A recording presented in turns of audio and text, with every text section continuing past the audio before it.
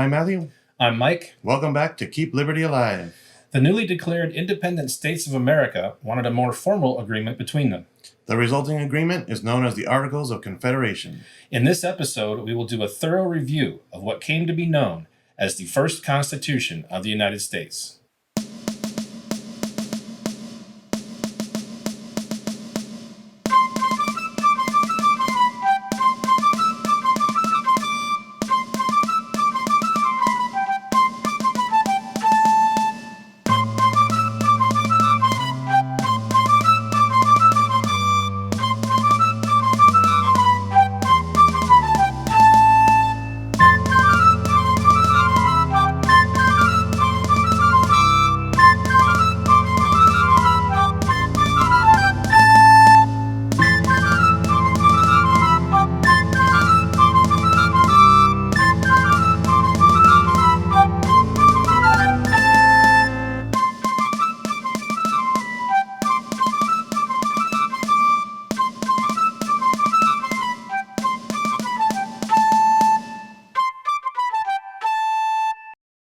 The Second Continental Congress appointed a committee of 13 to draft a constitution for a union between the new states on June 12, 1776, one day after appointing the Committee of 5 to draft a Declaration of Independence. The Committee of 13 included one representative from each state: the chairman, John Dickinson of Pennsylvania, Samuel Adams of Massachusetts, Josiah Bartlett of New Hampshire, Button Gwinnett of Georgia, Joseph Hughes of North Carolina, Stephen Hopkins of Rhode Island,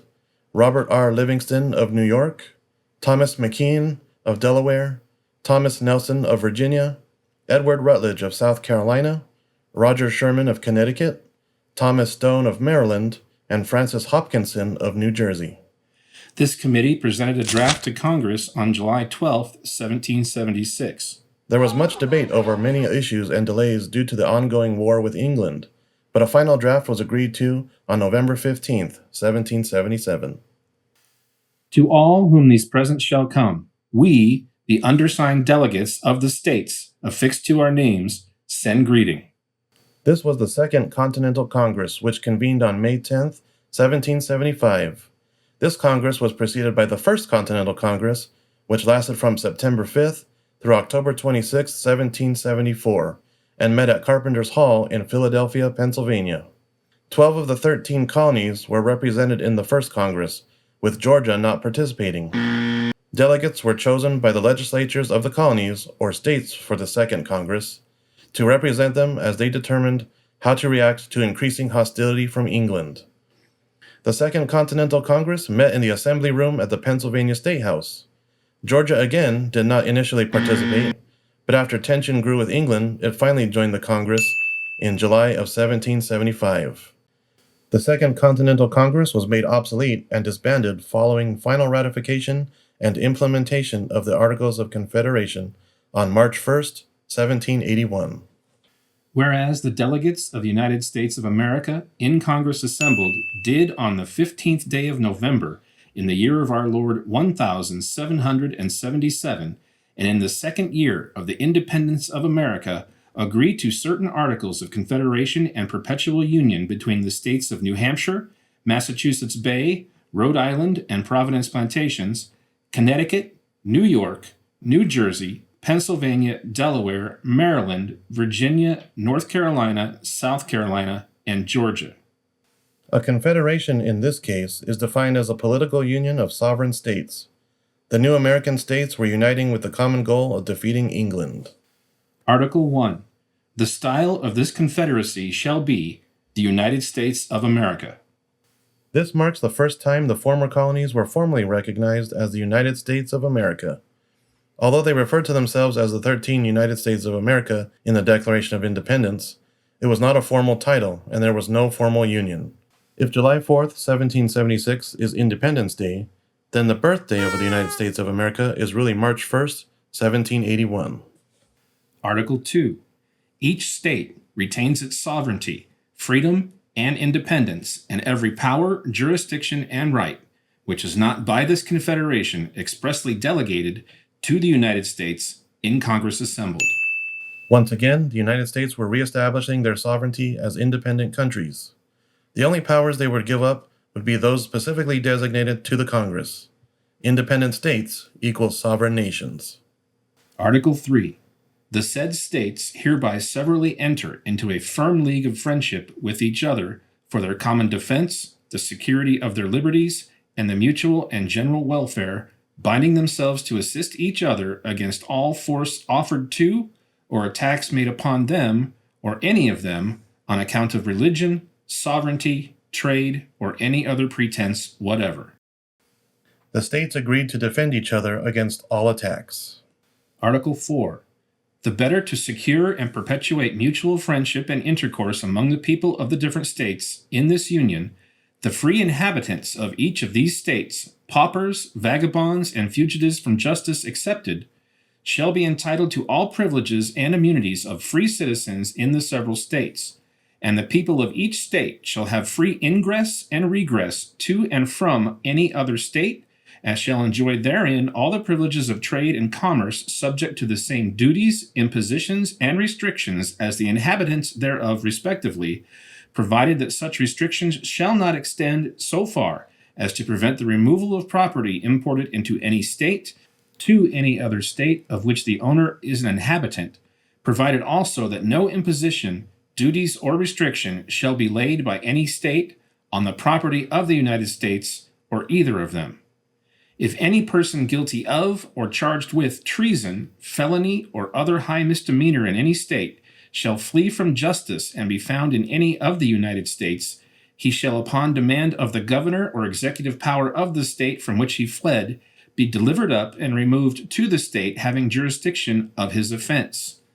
Full faith and credit shall be given in each of these states to the records, acts, and judicial proceedings of the courts and magistrates of every other state. All the free citizens of the states could move freely between the states and have the same rights and privileges as the citizens of each state. Citizens would be subject to the same taxes as the citizens of each state, but could not be prevented from taking their property with them back to their home state. No state could impose taxes on property owned by the United States. If a person guilty of a crime fled to another state, that person would be sent back to the states where the offense took place. States would recognize judicial proceedings of the courts of the other states. Article 5. For the more convenient management of the general interests of the United States, delegates shall be annually appointed in such manner as the legislature of each state shall direct, to meet in Congress on the first Monday in November in every year, with a power reserved to each state to recall its delegates or any of them at any time within the year, and to send others in their stead for the remainder of the year. No state shall be represented in Congress by less than 2, nor by more than 7 members, and no person shall be capable of being delegate for more than 3 years in any term of 6 years, nor shall any person, being a delegate, be capable of holding any office under the United States for which he or another for his benefit receives any salary, fees, or emolument of any kind. Each state shall maintain its own delegates in a meeting of the states, and while they act as members of the committee of the states. In determining questions in the United States in Congress assembled, each state shall have 1 vote. Freedom of speech and debate in Congress shall not be impeached or questioned in any court or place out of Congress, and the members of Congress shall be protected in their persons from arrests and imprisonments during the time of their going to and from an attendance of Congress, except for treason, felony, or breach of the peace. States were to appoint at least 2, but not more than 7 delegates to the Congress every year. The states could recall any delegate at any time and replace them. Delegates could only serve 3 years in a period of 6 years, and could not hold any other office for which they received compensation. Each state in Congress had 1 vote. Delegates had free speech and could not be arrested and imprisoned during their terms of office except for treason, felony, or breach of the peace. Article 6. No state, without the consent of the United States in Congress assembled, shall send any embassy to, or receive any embassy from, or enter into any conference, agreement, alliance, or treaty with any king, prince, or state, Nor shall any person holding any office of profit or trust under the United States, or any of them, except of any present emolument, office, or title of any kind whatsoever, from any king, prince, or foreign state, nor shall the United States in Congress assembled, or any of them, grant any title of nobility.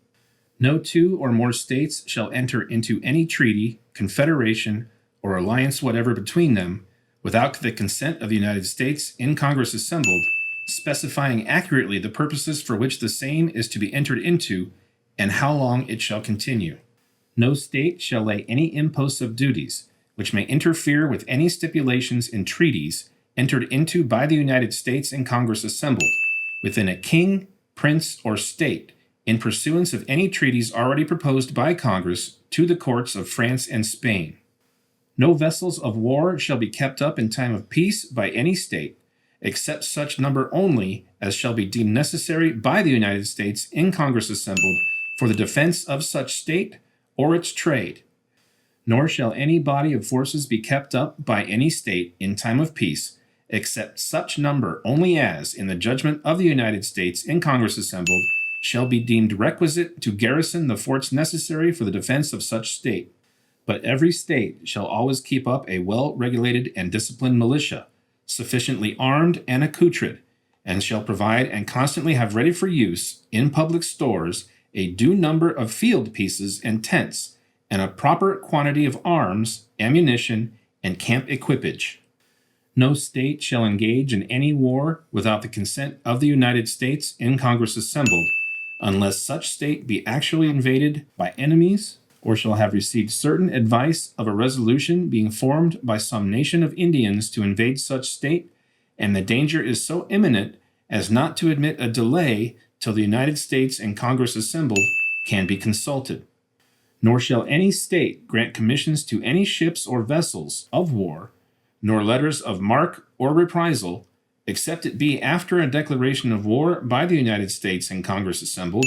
and then only against the kingdom or state and the subjects thereof against which war has been so declared, and under such regulations as shall be established by the United States in Congress assembled, unless such state be infested by pirates, in which case vessels of war may be fitted out for that occasion, and kept so long as the danger shall continue, or until the United States and Congress assembled shall determine otherwise. States were forbidden from meeting with foreign governments or leaders without permission from the Congress, and no one in office could accept gifts or titles from any foreign power. States could not enter into treaties with other states without consent of Congress. States could not impose taxes that would interfere with treaties between the United States and foreign nations. Warships should not be kept by the states in times of peace, except if approved by Congress, but every state was required to keep up a well-regulated, equipped, and disciplined militia for the defense of each state. These militias, trained and equipped for war, were to be ready at all times to be called up in defense of the United States, the modern-day equivalent of which would be the state National Guards and Army Reserves. States could not engage in war without approval from Congress unless they were themselves invaded. States could not commission vessels of war, nor grant letters of marque or reprisal unless the United States had declared war. A letter of marque is permission for privateers to engage, capture, and/or destroy enemy vessels in American waters, while a letter of reprisal is permission for privateers to engage, capture, and/or destroy enemy vessels anywhere. Privateers is basically a nice way of saying pirate. What? Arg! Article 7. When land forces are raised by any state for the common defense, all officers of or under the rank of colonel shall be appointed by the legislature of each states respectively by whom such forces shall be raised, or in such manner as such state shall direct, and all vacancies shall be filled up by the state which first made appointment. Officers under the rank of colonel were appointed by the states. This implies that officers of the rank of colonel and above were appointed by Congress. Article 8. All charges of war and all other expenses that shall be incurred for the common defense or general welfare and allowed by the United States and Congress assembled shall be defrayed out of a common treasury, which shall be supplied by the several states in proportion to the value of all land within each state, granted to or surveyed for any person, as such land and the building and improvements thereon shall be estimated, according to such mode as the United States and Congress assembled shall, from time to time, direct and appoint. The taxes for paying that proportion shall be laid and levied by the authority and direction of the legislatures of the several states within the time agreed upon by the United States and Congress assembled. All expenses for war were paid out of a common treasury, which was funded by a property tax on each state. Article 9. The United States and Congress assembled shall have the sole and exclusive right and power of determining on peace and war, except in the case mentioned in the 6th article, of sending and receiving ambassadors, entering into treaties and alliances, provided that no treaty of commerce shall be made, whereby the legislative power of the respective states shall be restrained from imposing such imposts and duties on foreigners as their own people are subjected to, or from prohibiting the exportation or importation of any species of goods or commodities whatsoever, of establishing rules for deciding in all cases what captures on land or water shall be legal, and in what manner prizes taken by land or naval forces in the service of the United States shall be divided or appropriated, of granting letters of marque and reprisal in times of peace, appointing courts for the trial of piracies and felonies committed on the high seas, and establishing courts for receiving and determining finally appeals in all cases of captures, provided that no member of Congress shall be appointed a judge of any of the said courts.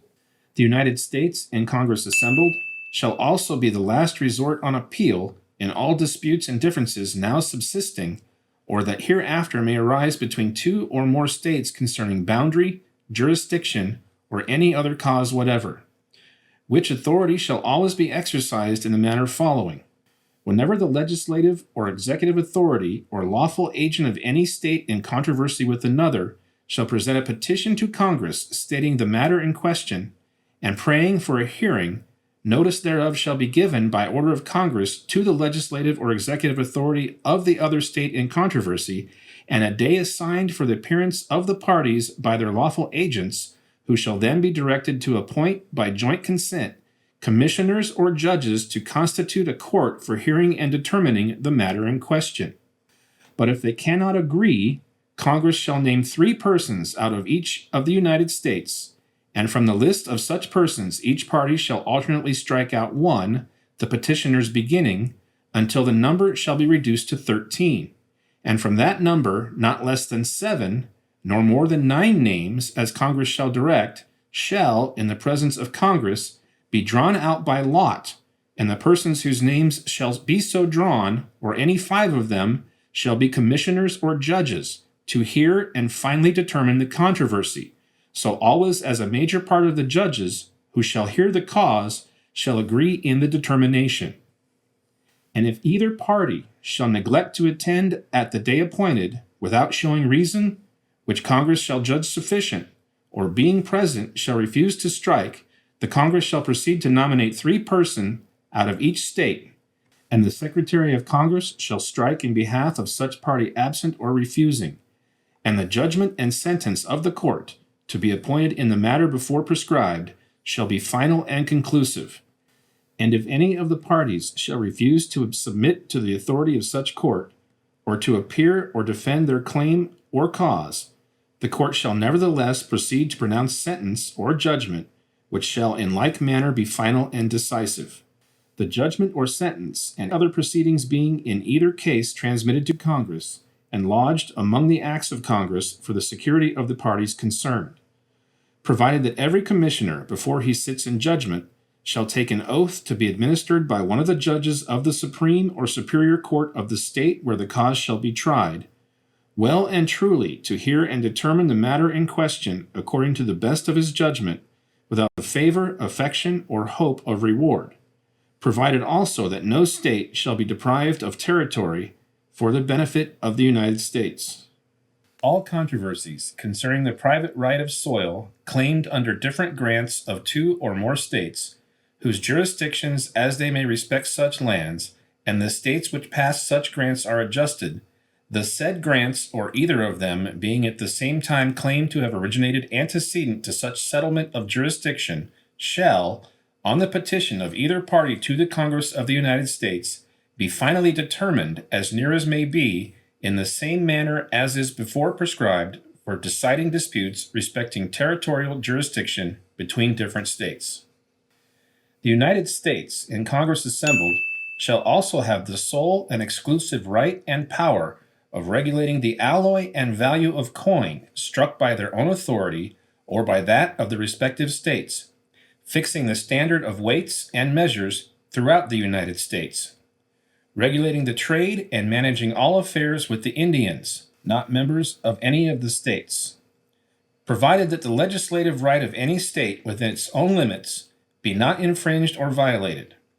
establishing and regulating post offices from one state to another throughout all the United States, and exacting such postage on the papers passing through the same as may be requisite to defray the expenses of the said office, appointing all officers of the land forces in the service of the United States, excepting regimental officers, appointing all the officers of the naval forces, and commissioning all officers whatever in the service of the United States, making rules for the government and regulation of the said land and naval forces, and directing their operations. The United States in Congress assembled shall have authority to appoint a committee to sit in the recess of Congress, to be denominated a committee of the states, and to consist of one delegate from each state, and to appoint such other committees and civil officers as may be necessary for managing the general affairs of the United States under their direction, to appoint one of their number to preside, provided that no person be allowed to serve in the office of President more than 1 year in any term of 3 years, to ascertain the necessary sums of money to be raised for the service of the United States, and to appropriate and apply the same for defraying the public expenses, to borrow money or emit bills on the credit of the United States, transmitting every half year to the respective states an account of the sums of money so borrowed or emitted, to build and equip a navy, to agree upon the number of land forces, and to make requisitions from each state for its quota in proportion to the number of white inhabitants in such state, which requisition shall be binding, and thereupon the legislature of each state shall appoint the regimental officers, raise the men, and clothe, arm, and equip them in a soldier-like manner at the expense of the United States. And the officers and men so clothed, armed, and equipped shall march to the place appointed, and within the time agreed on by the United States in Congress assembled. But if the United States in Congress assembled shall, on consideration of circumstances, judge proper that any state should not raise men, or should raise a smaller number than its quota, and that any other state should raise a greater number of men than the quota thereof, such extra number shall be raised, officered, clothed, armed, and equipped in the same manner as the quota of such state, unless the legislature of such state shall judge that such extra number cannot be safely spared out of the same, in which case they shall raise, officer, clothe, arm, and equip as many of such extra number as they judge can be safely spared. And the officers and men so clothed, armed, and equipped shall march to the place appointed, and within the time agreed on by the United States in Congress assembled. The United States in Congress assembled shall never engage in a war, nor grant letters of marque and reprisal in time of peace, nor enter into any treaties or alliances, nor coin money, nor regulate the value thereof, nor ascertain the sums and expenses necessary for the defense and welfare of the United States or any of them, nor emit bills, nor borrow money on the credit of the United States, nor appropriate money, nor agree upon the number of vessels of war to be built or purchased, or the number of land or sea forces to be raised, nor appoint a commander-in-chief of the army or navy, unless 9 states assent to the same, nor shall a question on any other point, except for adjourning from day to day, be determined, unless by the votes of a majority of the United States in Congress assembled. The Congress of the United States shall have power to adjourn to any time within the year, and to any place within the United States, so that no period of adjournment be for a longer duration than the space of 6 months, and shall publish the journal of their proceedings monthly, except such parts thereof relating to treaties, alliances, or military operations, as in their judgment requires secrecy. And the yeas and the nays of the delegates of each state on any question shall be entered on the journal, when it is desired by any delegate. And the delegates of a state, or any of them at his or their request, shall be furnished with a transcript of the said journal, except such parts as are above excepted, to lay before the legislatures of the several states. Only the United States Congress can determine peace and war. States cannot impose taxes on foreigners and cannot prohibit import or export of goods, nor decide rules regarding goods and materials captured at sea. The U.S. Congress would be the final authority on boundary disputes between states. The U.S. Congress had exclusive authority to regulate the value of coins and the metal used, and to standardize weights and measures throughout the United States. Congress had the authority to establish and regulate post offices and postage throughout the states. Congress had the authority to appoint a committee to act on behalf of Congress in times of recess with one delegate from each state. The Congress had the authority to raise funds for expenses and to borrow money on behalf of the United States, and to inform the states every 6 months of financial matters. The Congress would build and equip a navy, decide on the number of land forces, and require the states to raise militias at the expense of the United States. Those militias would go to war at the direction of the U.S. Congress. A minimum of 9 states was required to declare war, grant letters of marque and reprisal, form treaties or alliances, coin money, take care of budgetary matters, appropriate money, and determine the size of naval and land forces. The Congress could adjourn at any time, but no longer than 6 months, and was required to publish a journal of proceedings monthly, except for items that required secrecy, and the yeas and nays of each delegate were to be recorded and provided to the legislatures of each state. Article 10. The committee of the states, or any 9 of them, shall be authorized to execute in the recess of Congress such of the powers of Congress as the United States, in Congress assembled by the consent of 9 states, shall from time to time think expedient to vest them with, provided that no power be delegated to the said committee, for the exercise of which, by the Articles of Confederation, the voice of 9 states in the Congress of the United States assembled is requisite. In periods where Congress was in recess, a committee of at least 9 states was authorized to execute powers on behalf of the Congress. Article 11. Canada, acceding to this confederation and joining in the measures of the United States, shall be admitted into and entitled to all the advantages of this union, but no other colony shall be admitted into the same unless such admission be agreed to by 9 states.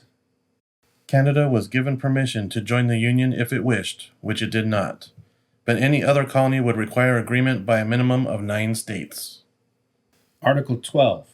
All bills of credit emitted, monies borrowed, and debts contracted by or under the authority of Congress before the assembling of the United States in pursuance of the present confederation shall be deemed and considered as a charge against the United States for payment and satisfaction whereof the said United States and the public faith are hereby solemnly pledged. Article 12 is a pledge to repay debts incurred by the United States. Article 13. Every state shall abide by the determinations of the United States in Congress assembled on all questions which by this confederation are submitted to them, and the articles of this confederation shall be inviolably observed by every state, and the Union shall be perpetual. Nor shall any alteration at any time hereafter be made in any of them, unless such alteration be agreed to in a Congress of the United States, and be afterwards confirmed by the legislatures of every state. The states were required to agree to decisions made by Congress on all matters of which powers were granted to the United States Congress. Any future agreements or changes to this agreement had to be agreed to by the United States Congress and ratified by the legislatures of each state. And whereas it hath pleased the great governor of the world to incline the hearts of the legislatures we respectively represent in Congress to approve of and to authorize us to ratify the said Articles of Confederation and Perpetual Union, know ye that we, the undersigned delegates, by virtue of the power and authority to us given for that purpose, do, by these presents, in the name and in behalf of our respective constituents, fully and entirely ratify and confirm each and every of the said Articles of Confederation and Perpetual Union, and all and singular the matters and things therein contained. And we do further solemnly plight and engage the faith of our respective constituents that they shall abide by the determinations of United States in Congress assembled on all questions which by the said Confederation are submitted to them, and that the articles thereof shall be inviolably observed by the states we respectively represent, and that the Union shall be perpetual. In witness whereof we have hereunto set our hands in Congress, done at Philadelphia in the state of Pennsylvania, the 9th day of July, in the year of our Lord 1778, and in the 3rd year of the independence of America. Signing on behalf of the state of New Hampshire, Josiah Bartlett, John Wentworth, Jr. For Massachusetts, John Hancock, Samuel Adams, Elbridge Gerry, Francis Dana, James Lovell, and Samuel Holton. For Rhode Island, William Ellery, Henry Marchant, John Collins. For Connecticut, Roger Sherman, Samuel Huntington, Oliver Walcott, Titus Hosmer, and Andrew Adams. For New York, James Duane, Francis Lewis, William Dewar, Gouverneur Morris. For New Jersey, John Witherspoon and Nathaniel Scudder. For Pennsylvania, Robert Morris, Daniel Roberdeau, Jonathan Bayard Smith, William Clingan, and Joseph Reed. For Delaware, John Dickinson, Nicholas Van Dyke, and Thomas McKeon. For Maryland, John Hanson and Daniel Carroll. For Virginia, Richard Henry Lee, John Bannister, Thomas Adams, John Harvey, and Francis Lightfoot Lee. For North Carolina, Cornelius Hartnett and John Williams. For South Carolina, Henry Laurens, William Henry Drayton, John Matthews, Richard Hudson, and Thomas Hayward, Jr. For Georgia, John Walton, Edward Telfair, and Edward Langworthy. The articles were then sent to the states for ratification, which was completed on February 2nd, 1781, when they were ratified by the state of Maryland.